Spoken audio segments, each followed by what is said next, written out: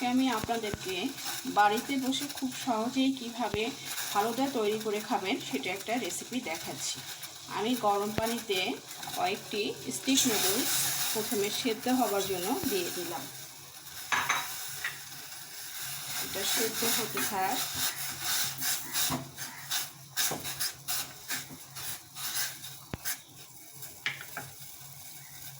Noodle সেদ্ধ হয়ে গেছে, এখন এটা পানি ঝরিয়ে নিচ্ছি।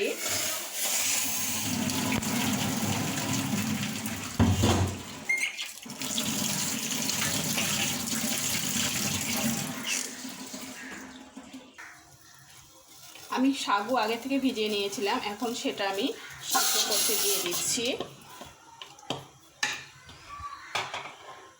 দিয়ে দিচ্ছি দুধ,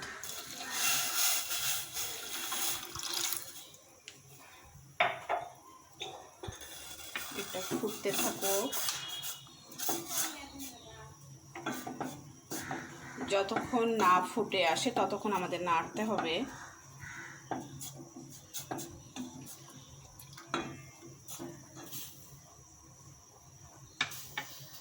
এর মধ্যে দিচ্ছি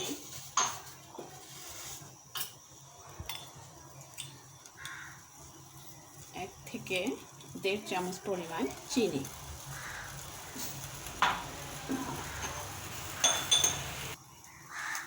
আমি এখানে 2 বাটি ফালুদা তৈরি পরিমাণ সাগু নিয়েছি। আপনারা চাইলে আরও বেশি পরিমাণে যখন করবেন আরও বেশি নিয়ে নেবেন। সাগুটা ফুটে এসেছে, এখন আমরা নুডলসটা এর মধ্যে দিয়ে দিচ্ছি।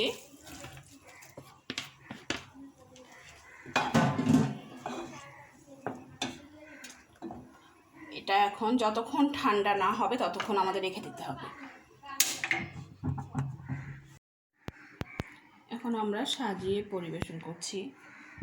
কলা দিয়ে দিচ্ছি, আনার দিয়ে দিলাম, মিষ্টি আঙুর দিয়ে দিলাম, কাজু দিয়ে দিলাম, আপেল দিলাম এবং আরও আনার দিয়ে দিলাম। এরপর দিচ্ছি আইসক্রিম।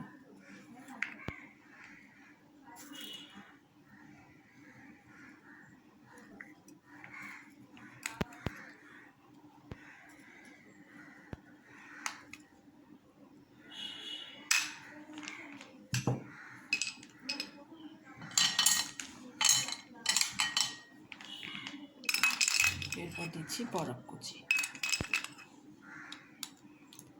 তৈরি হয়ে গেল আমাদের হোমমেড ফালুদা।